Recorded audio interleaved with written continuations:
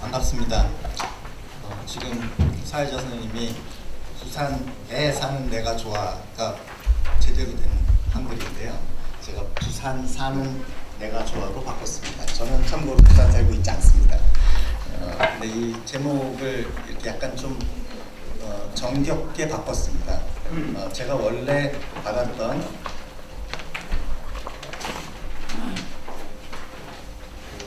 발제 제목이요. 제안 받은 게 항구도시 부산 문화예술축제 행정 예술 경제 통합적 지원 시스템입니다. 이 제목만 받아보고 제가 엄청 놀랐어요. 어떤 글을 부탁하시는 건지 제가 그런 역량이 있는지도 모르겠고 그래서 이걸 어떻게 답을 해드려야 되나 이런 고민을 좀 했습니다. 좀 생각을 해보니까 그 다른 분들 발제하시는 내용을 보니까 맨 처음에 지금 막 발제해 주신 한 선생님께서 굉장히 구체적인 사례도 가지시면서 이론적인 맥락으로 보다 친근하게 설명을 해주실 수 있는 것 같고요. 그리고 제 다음을 봤더니 공간에 대한 도시 공간에 대한 이야기를 좀 해주고 계시고 또 그 다음에 구체적으로 또 예술 축제에 관한 사례도 말씀해 주시면서 마지막으로 사람이 굉장히 중요한 커뮤니티를 또 외국에서 설명을 해주시는 것 같아요. 그래서 저는 그 가운데 무엇을 할 수 있나 생각을 해봤더니 약간 좀 그 사람들이 보통 이런 대회에 오면 각자 생각하고 있는 단어들의 정의가 조금씩 다를 수 있습니다. 그리고 때때로 그 정리가 되어 있는 부분을 다시 한번 분류해다 보면 어떤 지점이 오늘 이 전체 학술 대회를 지나갈 때 어떤 지점이 우리가 서로 다르게 생각했었는지 혹은 그 차이가 있는 것들을 이해를 하면 협업을 할 수 있는 여러 가지 근거가 되지 않을까 그런 측면에서 제가 이 글을 준비를 했습니다. 제가 그런 측면에서 부산이라고 하는 제가 부산 살고 있지도 않은 물론 좀 떨어져 있는 입장에서 부산에 대해서 연구를 많이 한 건 아니거든요. 제가 항구도시라는 것에 대해서 제가 과거에 이제 여수 엑스포라든지 이런 초기 작업을 해서 기본적인 해양에 대한 이해는 있지만은 그런 것에 대한 이해도 부족하고 제가 갖고 있는 많은 글은 문화 수도라고 하는 또 지점이 있었습니다. 그 받았던 지점을 봤더니 문화가 도대체 어떤 건지 문화 수도가 뭔지 뭐 이런 지점에 대해서 말씀을 나누도록 하겠습니다.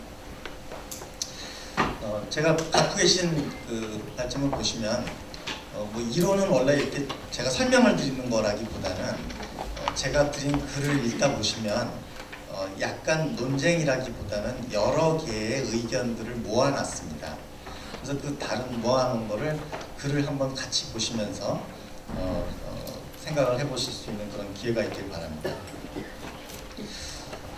그리고 제가 좀 굉장히 흥미롭게 생각했던 게 이 행사 전체를 준비하시는 곳이 협의회라는 형식이 있습니다.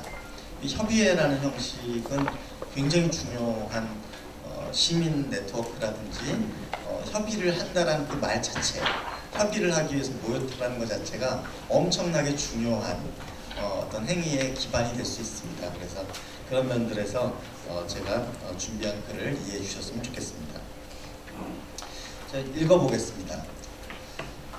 첫 번째, 들어가는 말입니다. 제가 하고 싶은 말이 여기 다 써져 있습니다. 짧은 글에. 지속 가능한 도시, 문화 생태계와 경제 개발. 부산은 2000년 이후, 뭐 그전에도 많이 하셨지만 부산 비엔날레 등 여러 문화예술 축제를 지속적으로 개최하였습니다. 이 글은 지난 10여 년 동안 양쪽으로 성장해온 부산의 문화예술 축제를 첫째, 세계 문화와 지역 문화, 지역이란 부산이라는 것을 보편화시키는 겁니다. 지역 문화의 관점에서 행사의 시작을 살펴보고 두 번째, 창의 도시로서의 문화도시의 또 다른 형태이기도 합니다.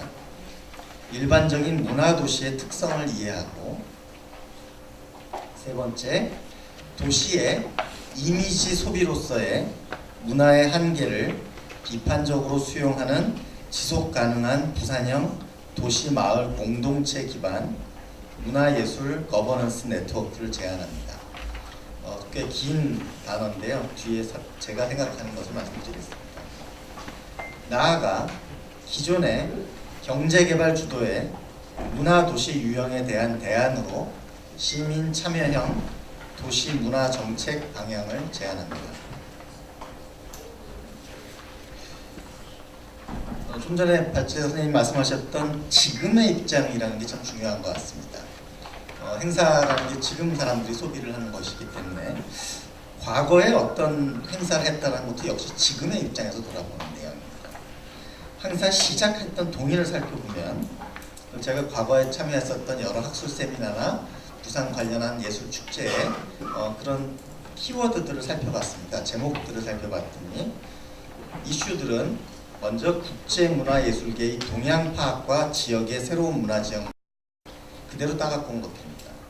지속적 국내 문화교류 네트워크 구축, 행사의 장기 발전을 위한 방향 설정과 정체성 강화, 프로젝트형 문화 프로듀서 육성, 젊은 신규 작가 양성, 기업과 사회의 문화예술 공헌 확대, 아이디어 교환과 지역 작가의 협력, 작가를 위한 비엔날레인가 커뮤니티를 위한 비엔날레인가, 지역 행위와 글로벌 네트워킹, 예술축제는 현대예술의 구조를 만드나 방해하나 거대함과 제한 외에는 없다 등 굉장히 다양한 논의들이 진행됐었습니다. 제가 한 60-70개를 제가 쭉 훑어보다가 그 안에서 찾아보니까 결국은 이런 이야기가 주로 논의됐던 것 같습니다. 도시와 지역의 국제 문화 교류를 활성화해서, 여기서는 지역이 결코 부산이 지역이라는 이야기는 아니지만요, 여러 형태의 지역에서 교류를 확대 활성화해서 사회 변화에 대응하고 사회 변화를 알아야 된다는 거죠. 상호 교류를 위해서 도시와 도시 간, 도시와 지역 간 교류를 활성화시켜서 경쟁력을 확보한다. 이 굉장히 좀 애매한 단어입니다. 경쟁력을 확보한다. 아마도 도시 유입을, 인구 유입을 말씀하신 것 같습니다. 측면과 창의 생산 환경 조성을 통해 창의 문화도시로서의 기반을 마련한다. 이 얘기는 뭐냐면 문화도시가 되려면 창의 인력이 있어야 되니까, 농명대학교처럼 어떤 문화 클러스터들처럼 어떤 인력들이 여기 있을 수 있는 기반이 있어야 된다는 겁니다.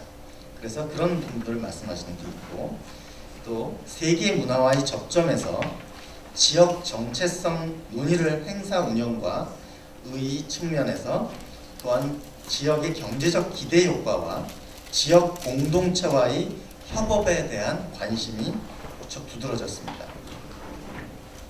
그래서 제가 그냥 단어를 모아봤더니 예술 축제를 통해서 창의 생산 환경 조성을 위한 창의 계급에 대한 지원과 경쟁력 있는 모호한 단어지만 국제도시 이미지 구축, 이런 지점이 가장 큰 주요 이슈로 보였습니다. 그런 과정에 실제로 실행 과정에서의 내외부의 이해 갈등 조절이 역시 필요한 것으로 보였습니다. 나아가 예산의 대부분을 정부 예산에 의존하는 문화예술 축제의 현실에서 성과에 대한 논의는 행사 조직, 주체인 도시의 현재까지의 평가와 지금 목표의 타당성이 고려해서 새로운 방향을 설정하는 것이 지속적인 순환 작업입니다. 바로 이런 자리겠죠. 그러므로 경제개발 위주의 문화도시에 그동안의 담론과 현실을 점검하고 도시의 주인인 거주민, 도시권에 대한 이야기입니다. 적극적인 참여가 가능하게 하는 공공의 역할이 중요합니다. 이렇게 썼습니다. 이 공공의 역할이라는 것은 꼭 공권력이나 정부만을 의미하고 있지 않습니다. 공공은 굉장히 포괄적 개념입니다. 예전에 문화와 예술의 관계에 대해서 한번 짧게 정리를 해봤습니다. 고전적인 근대의 경제개발론적 관점, 고전적 근대 이런 얘기는 1800년대, 1900년대 초반입니다. 경제개발론적 관점에서 시작된 문화와 경제와의 관계는 2차 대전 이후 대부분의 신생개발도상국가에서 우리나라를 포함합니다. 문화는 경제 개발의 중요한 요소이기보다는 장애물이거나 무시되었습니다. 그러나 개발 과정이 중시되며 과거 상품 제조 경제 유지에서 최근 인간 중심의 경제로 전환하면서 문화의 유용성에 대한 논의가 전 지구적인 다양한 문화에 대한 다층적 입장으로 확대되었습니다. 한편 세계화의 국제적 질서에 합리화되면서 지역 고유의 문화의 상실이 지난 20년 동안에 궁극적으로 나타났습니다. 신생개발도상국은 자국의 문화를 전통적인 인습으로 치부하고 합리적으로 보지 않았습니다. 한편 저명한 경제학자인 아마르티아 센은 인간 중심의 경제에서 인간의 경제적 만족과 사회 변화를 위한 필수품으로 문화 갈등을 고유 문화의 중요성을 강조하였고 나아가 갈등을 사회 자본으로서 사회 변화를 위한 필수품으로 여겨졌습니다. 민주국가에서는 갈등을 변화의 동인으로 삼기도 합니다. 모든 인간의 잠재력을 충분히 끌어내는 가난에서 사회 변화를 이끌어내는 것이 문화적인 창의성의 역할이라고 주장하였습니다. 도시에서 문화의 발전이 경제 개발을 이끌어낼 수 있나 혹은 경제 개발이 문화 발전을 이끌어낼 수 있는지 문화와 예술이 도시 개발에서 어떠한 역할을 담당할 수 있는지에 대한 상호 연관 의존성이 있는지는 창의 문화도시의 주요한 질문이었습니다. 이 구체적인 논의를 위해서는 이 글에서는 전통적 가치관, 문화의 세 가지 커다란 사회적 분류입니다. 전통적 가치관 아니면 근대 이후에 장르화된 예술, 주로 서구에 관한 이야기겠죠. 마지막으로 현재 있는 대중문화 산업과 도시문화로 구분되는 문화예술의 사회화 분류 중 대중문화사업과 도시문화 측면에 중점적으로 우선을 하고 이야기를 다루도록 하겠습니다. 물론 제가 뒤에 써놓은 그 세 가지 문화를 충족시켜야 되기 때문에 그 세 가지를 도시 안에서 문화계 자체가 각각 서빙을 해드려야 된다는 그런 주장을 합니다. 조금 더 원론적인 이야기를 드렸습니다. 여기서 오해가 많이 생겼던 것 같습니다. 창의성 신장이라고만 쓰지 않고요. 창의 이렇게 쓰지 않고 창의성 신장 프로젝트라고 얘기했습니다. 저는 도시개발과 창의도시를 이런 입장에서도 보기 합니다. 굉장히 이례적이고 그때 필요성에 맞춰서 진행을 하는 그런 것이고 또 놀랍게도 창의성이 신장이 된다라고 하는 지점이 있습니다. 그것과 여러분이 잘 아시는 도시민의 삶의 질, 나라의 삶의 질이라는 굉장히 먼 이야기로 느껴집니다. 이 도시에서의 삶의 질. 주로 예술에서 연구된 창의성은 일반적 영역인지 특수한 영역인지에 대한 논쟁이 계속되었습니다. 새롭고 적절하고 유용하고 가치 있는 것을 만들어내는 과정으로서의 사고작용, 태도 측면을 강조하는 태도라는 겁니다. 일반론적 관점의 창의성은 산출물의 창의성, 이게 대개 예술에서 말씀하시는 겁니다. 즉 산출물이 얼마나 새롭고 적절한지를 근거로 삼는 특수한 영역의 관점과 차이가 있습니다. 즉 창의성이 창의적으로 만드는 건지, 그러니까 창의성이 있어서 창의적으로 되는 건지, 아니면 창의적 태도가 창의성을 만드는지에 대한 인과관계가 서로 다릅니다. 위 차이를 인간 발달 차원에서 통합적으로 보고자 하는 주장에 의하면 개인의 창의성 관력 일반 요소인 지능과 같은 인지 능력과 동기, 태도 등의 시간이 지나면서 영역 특수적 관계를 요소를 갖추고 그 후 영역 특수적 요소들 간의 상호작용에 의해 최종 산출물이 창의적으로 발현된다고 보는 것이 최근의 이론들입니다. 지금 복잡한 얘기처럼 들리시는데요. 결국은 뭐냐면 각각 보시면 다시 읽어보겠습니다. 태도를 가진 것이 시간이 지나면은 예술과 같은 특수한 요소로 드러나고요. 그 갖춘 것이 실질적으로 창의적으로 태도로 다시 발현된다는 이야기입니다. 일종의 창의성에 갖고 있는 통합적 의견입니다. 따라서 창의성의 특수성과 일반성은 상호 보완돼서 예술의 영역 안에서뿐만 아니라 다른 영역에도 영향을 끼칠 수 있다라고 하는 것이 대부분의 학자들의 의견입니다. 또한 삶의 질에 관한 부분에서 보면 행복에 대한 심리학적 개념은 객관적이고 규범적으로 주어진 기준에 근거하지 않는다라는 게 가장 큰 얘기고요. 주관적인, 예술가 선생님은 너무나 잘 아시는 주관적인 판단에 의한 행복입니다. 주관적인 판단에 의한 행복. 즉 행복의 주관성을 강조하였고 높은 행복 수준을 느끼는 사람들의 특성에 관한 보고에서 그 특징을 대부분 찾아봤습니다. 사람들은 자신의 삶이 얼마나 만족스러운지에 대해서 다양한 정보를 보는데요.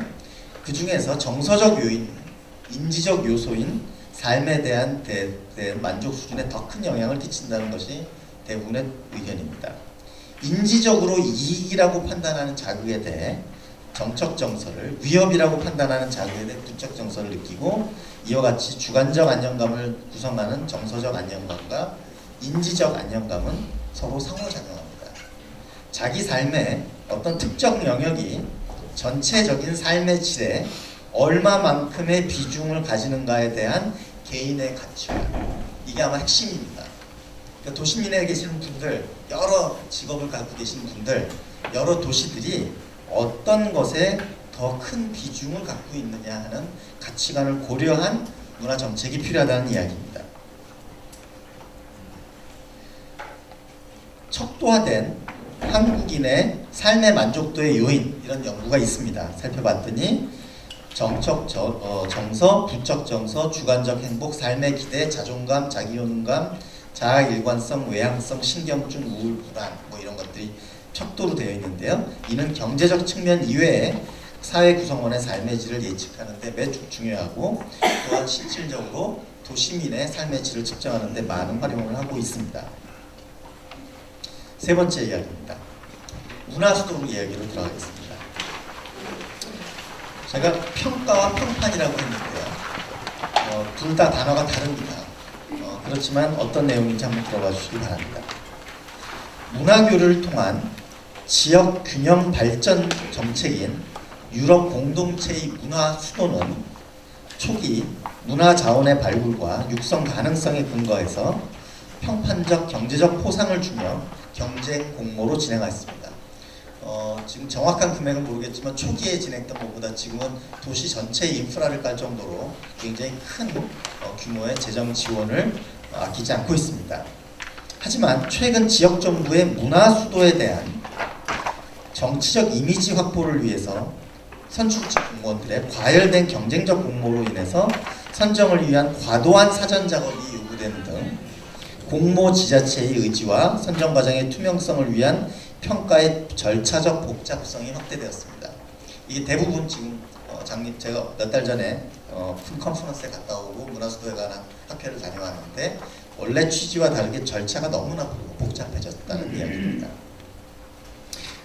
결국 균형 발전보다는 미디어에 비친 문화수도 도시 이미지 확보를 위한 지역 정부의 정책은 거주 시민들의 반발을 초래했으며, 이 얘기는 어떤 특정한 지구라든지 아니면 특정 시설이라든지 그런 것들에 대해서 우선적으로 지역 정부들이 투자를 하고 또 거기 인프라를 하다 보니까 오히려 그 안에 있는 사람들이 만족스럽지 못하게 되었다라는 그런 역설적 효과를 말씀드린 겁니다.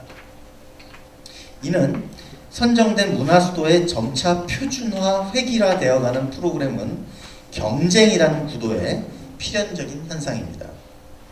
즉 문화수도는 창의도시로서의 문화의 다양성이 상실화되어가고 세계화 흐름에서 지역 고유 문화의 문화 생선이 약해졌습니다. 이는 많은 문화도시의 국제문화예술 축제에서 도시 이미지 경쟁이 실질적인 문화 교류보다 우선되면서 발생되었습니다. 젠트리피케이션의 과정에서 도심 유휴 공간의 역사 문화적 재생산 활용을 위한 예술가와 문화 소비를 옹호하는 전문인 집단인 창의 계급의 유입은 문화 소비 기호로서의 평판이 형성되었고, 유동 인구 증가에 따라서 소상공인이 대체하고는 거대 자본의 이윤 추구와 집가와 임대료 상승으로 인해 창의 계급이 더 이상 기존 거주민과 함께 살 수 없게 되는 것, 이런 것들이 되게 젠트리피케이션의 과정입니다. 또 다른 의미에서의 고급화된 취향의 문화 소비는 궁극적으로 이윤 추구 집단에게 주로 보상하게 되고, 도시는 고급스러운 이미지로 거주민보다는 이동하는 관광객, 주로 관광객을 위한 도시가 되어간다는 얘기죠. 되어갑니다. 따라서 거주민의 삶을 지키기 위해서는 무엇보다도 공공의 역할, 시민 참여의 공공의 역할이 필요하고, 거주민과 다양한 이해 집단 간의 협업이 대두되었습니다. 이윤 추구를 위한 도시 공간의 문화의 도구적 활용은 도시의 문화적 차별성과 재창조되는 지역 문화가 축소되는 결과가 생겼습니다. 이것에 대한 제 대안입니다. 이미지 기호로서의 행선지에 대한 대안. 거기 볼거리가 돼서 그곳에 한번 가서 보자 라고 하는 그것에 불과해되어져 버린 도시에 대한 대안, 부산 시민 문화예술 거버넌스 네트워크에 대한 저의 제안입니다. 이미지 기호로서 문화 소비 행선지가 되어버린 도시 문화도시에 대한 대안은 도시 공간, 문화 자원, 창의 계급 지원, 지역 주민 간의 협업 네트워크를 제안합니다. 최근 도시 공간의 급격한 현대화와 노화를 경험하고 있는 부산. 저는 부산 올 때마다 자주 오는데도 불구하고 택시 타고 오면 좀 다르게 느껴지더라고요. 광안대교를 지나갈 때마다 건물이 새롭게 느껴지는데, 또 오래된 곳을 가보면 점점 더 슬럼화되는 느낌을 많이 받았습니다. 거주민의 영혼이 상실이 되는 그런 아픔을 겪고 있습니다. 국제적 해양 도시 간의 경쟁에 의한 우위보다는 세계 문화와 끊임없이 만나며 세계 문화의 보편성과 고유 문화의 특수성이 공존하며 공존하는 문화 교류의 장이 되길 바랍니다.